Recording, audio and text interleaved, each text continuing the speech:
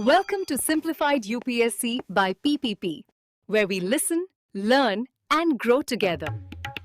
Detailed lecture notes in English and Hindi, plus practice questions for prelims and mains, only on our Telegram channel. Link in description. Like and subscribe for more. Simplified UPSC by PPP में आपका स्वागत है।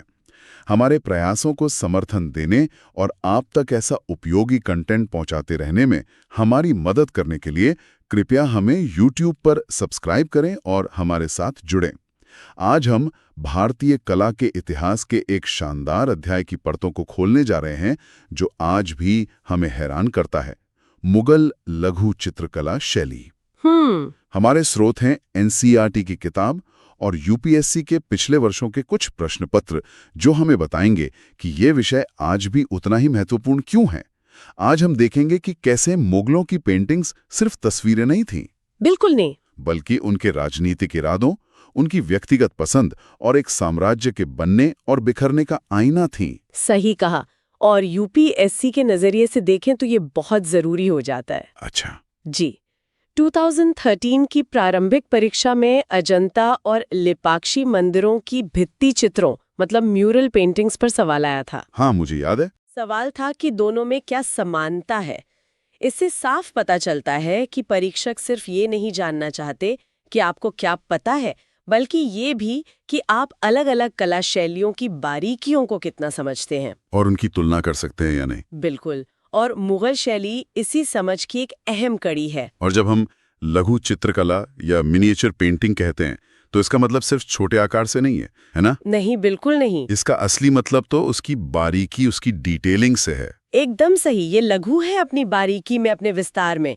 तो चलिए इस कहानी की शुरुआत से शुरू करते हैं। बिल्कुल। तो इस शैली की जड़ें कहाँ हैं? क्या ये कोई ऐसी कला थी जिसे मुगल अपने साथ बाहर से लाए थे? ये सवाल बहुत इंटरेस्टिंग है क्योंकि इसका जवाब हाँ और नहीं दोनों है। अच्छा। मुगल शैली किसी शून्य में पैदा नहीं हुई।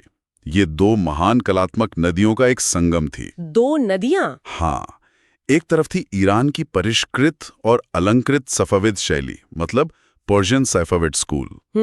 और दूसरी तरफ थी भारत की अपनी पहले से चली आ रही जीवंत और ऊर्जा से भरपूर चित्रकला परंपराएं। और इस संगम की शुरुआत हुमायूं के समय से होती है, वो बादशाह जिसे अपनी सल्तनत छोड़कर भागना पड़ा था। जी, और शायद वही उनके लिए एक तरह से एक वरदान साबित हुआ। कैसे? अपने निर्वासन के दौरान जब वो फारस के शाह के दरबार में थे, उनकी मुलाकात दो असाधारण कलाकारों से हुई, मीर सैयद अली और अब्दुस समद। ये दोनों फारसी उस्ताद थे। जी, अपनी कला के उस्ताद। जब हुमायूं ने दिल्ली की गद्दी वापस हासिल की तो वो इन दोनों कलाकारों को अपने साथ ले आए। ये एक छोटा सा कदम था, लेकिन इसी ने भारत में मुगल चित्रकला की नींव रखी। उन्होंने एक छोटी सी चित्रशाला या कहें कि अतिलियर की स्थापना की। बिल्कुल। तो हुमायूं ने एक बीज बोया, लेकिन अकबर के आने से ये बीज एक घने जंगल में तब्दील हो गया। क्या बात है, बिल्कुल सही कहा। अकबर को ही मुगल चित्रकला का असली संस्थापक माना जाता है। उन्होंने ही उस छोटी सी शुरुआत को एक बड़े संस्थान में बदला। हाँ, उन्होंने उसे कारखाना का रूप दिया। और ये सिर्फ एक आर्ट स्टूडियो नहीं था। तो क्या था? ये एक कला का केंद्र था जहाँ 100 से भी ज्यादा कलाकार काम करते थे। चित्रकार, सुलेखक, जिल्दसाज, सब एक ही छत के नीचे।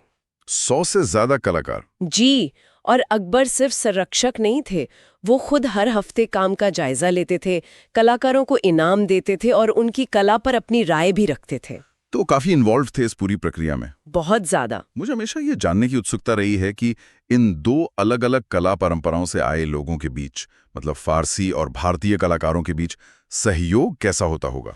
ये एक बेहतरीन सवाल है और इसका जवाब हमें उन शुरुआती चित्रों में मिलता है, जैसे तूतीनामा। हाँ, तूतीनामा जैसे शुरुआती कामों में हमें फारसी शैली का अनुशासन और भारतीय कला की ऊर्जा के बीच एक हल्का सा तनाव दिखता है।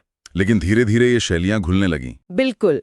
फारसी कला की बारीकी के साथ भारतीय कला के चटख रंग, गतिशीलता और प्रकृति से जुड़ाव मिल गया। इसी मेल ने मुगल शैली को उसकी अनोखी पहचान दी। अकबर के समय की सबसे महत्वाकांक्षी परियोजना हमजानामा को माना जाता है। इसके बारे में कुछ बताइए।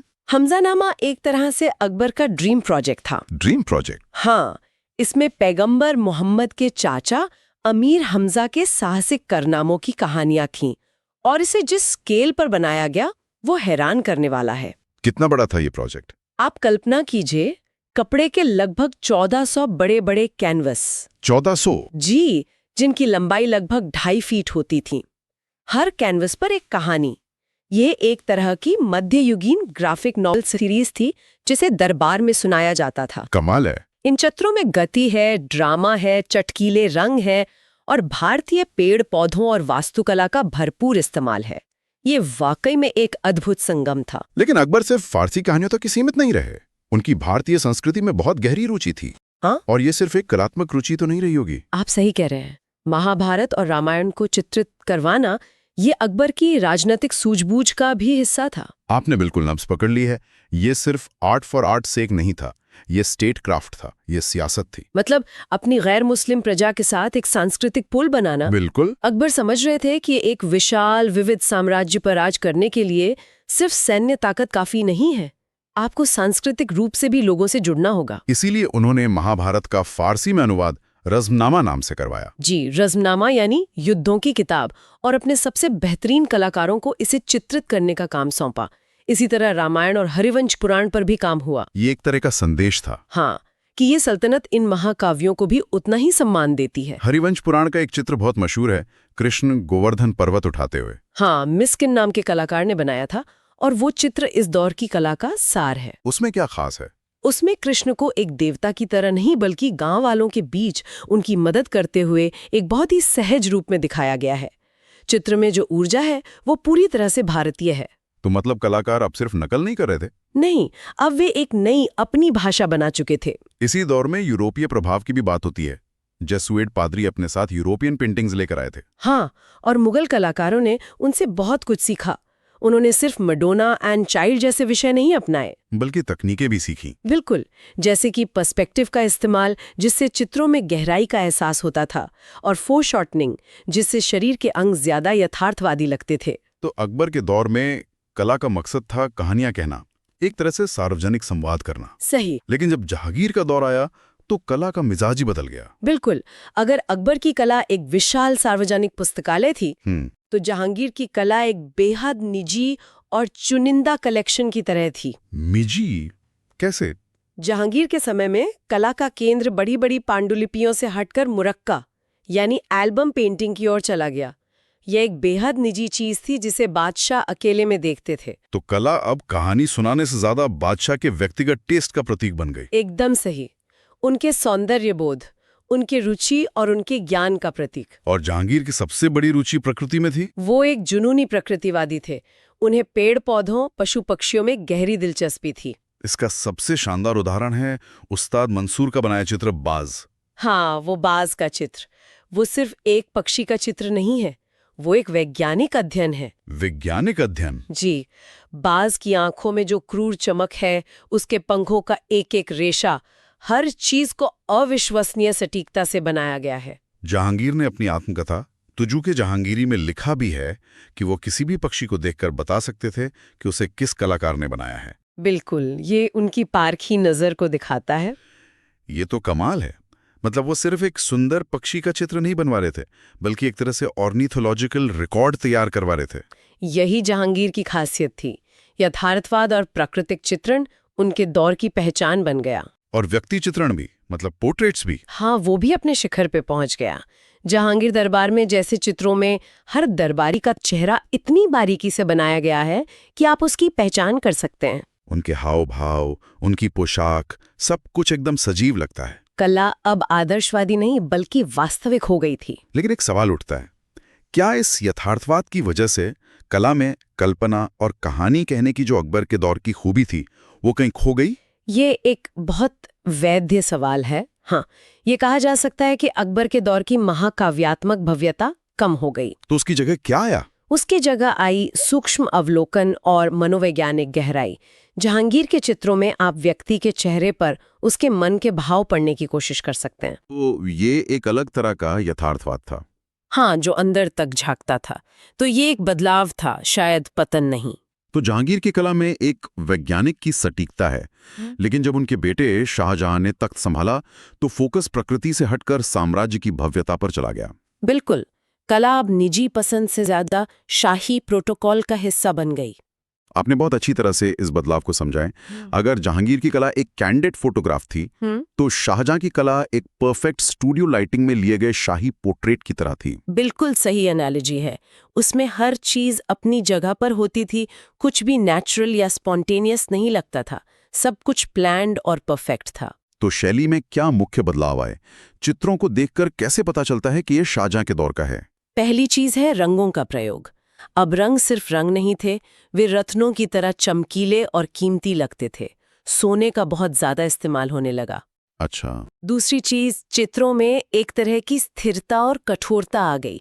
जहांगीर के चित्रों की स्वाभाविकता खत्म हो गई।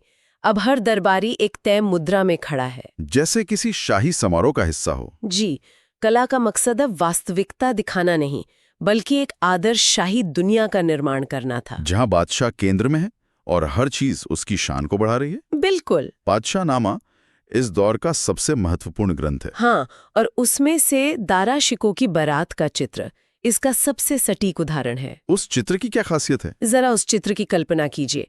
दारा शिकोह एक शानदार घोड़े पर सवार हैं, चारों तरफ हजारों लोगों की भीड़ है, मशालें जल रही हैं, आतिशबाजी हो रही है। मतलब एक बहुत ग्रैंड सीन है। बहुत ज्यादा। चित्रकार ने उस एक पल में पूरे मुगल साम्राज्य की शान और दौलत को कैद कर लिया है। ये सिर्फ एक शादी का जुलूस नहीं है, ये शक्ति का एक जबरदस्त प्रदर्शन है। तो हमने देखा कि कला कैसे एक साम्राज्य के मिजाज के साथ बदलती रही। अकबर, जहांगीर, शाहजहां। लेकिन इस शानदार परंपरा का शाहजहां के बाद क्या हुआ? यहीं से कहानी में पतन का अध्याय शुरू होता है। औरंगजेब। हाँ, औरंगजेब की कला में कोई खास दिलचस्पी नहीं थी। उनके लिए साम्राज्य का विस्तार और धार्मिक कट्टरता ज्यादा महत्वपूर्ण थी। शाही संरक्षण लगभग खत्म हो गया। तो जो कारखाना कभी 100 से ज्यादा कलाकारों से गुलजार रहता था, वो अब वीरान होने लगा। तो क्या वो सारे कुशल कलाकार बेरोजगार हो गए? मुगल शैली क्या वहीं खत्म हो गई? शाही केंद्र के तौर पर इसका पतन जरूर हुआ, लेकिन ये खत्म नहीं हुई, बल्कि यहाँ एक दिलचस्प मोड़ आता है। क्या? शाही कारखाने के कई बेहतरीन कलाकार काम की तलाश में अवध, हैदराबाद, पंजाब और राजस्थान जैसे प्रांतीय राज्यों के शासकों के दरबार में चले गए। अच्छा, तो मुगल शैली दिल्ली से निकलकर पूरे भारत में फैल गई। बिल्कुल, मुगल स्कूल खत्म नहीं हुआ, बल्कि उसकी शाखाएं पूरे देश में फैल गईं और उसने क्षेत्रीय कला शैलियों को प्रभावित किया। ये तो बहुत इंटरेस्टिंग है। हाँ, इन कलाकारों ने प्रांतीय कला शैलियों में एक नया परिष्कार और तकनीक का स्तर लाया। हम पहाड़ी, राजस्थानी और दक्कनी चित्रकला पर मुगल प्रभाव को साफ देख सकते हैं। तो एक तरह से केंद्र के बिखरने से कला का विकेंद्रीकरण हुआ। बिल्कुल। बाद में मोहम्मद शाह रंगीला जैसे बादशाहों के समय में इसे फिर से जीवित करने की कोशिश हुई, लेकिन वो इस महान शैली के बुझते हुए दिए की आखिरी टिमटिमाहट थी। तो ये थी मुगल लघु चित्रकला की कहानी। फारसी और भारतीय कला के संगम से इसका उदय, अकबर के समय में इसका विकास, जहांगीर के दौर में प्रकृतिवाद का शिखर, शाहजहां के समय में शाही भव्यता, और अंत में इसका पतन, जिसने अनजाने में ही भारत की दूसरी कई कला शैलियों को समृद्ध कर दिया। और ये हमें सोचने के लिए एक महत्वपूर्ण सवाल भी देता है। क्या? कैसे एक केंद्रीय शाही शक्ति के पतन ने विरोधाभासी रूप से पूरे भारत में विविध और जीवंत कलात्मक शैलियों के पनपने का मार्ग प्रशस्त किया। ये दिखाता है कि कैसे राजनीतिक इतिहास और सांस्कृतिक विकास एक दूसरे से कितने गहरे और अप्रत्याशित तरीकों से जुड़े हुए हैं। कला कभी मरती नहीं, बस अपना रूप बदल लेती है। इस गहन विश्लेषण को सुनने के लिए धन्यवाद। ऐसे ही और जानकारीपूर्ण कंटेंट के लिए सिंप्लीफाइड यूपीएससी बाय पीपीपी को YouTube पर सब्सक्राइब करना ना भूलें। Thanks for watching. Follow us on Telegram and Instagram. Don't forget to like, share, and subscribe.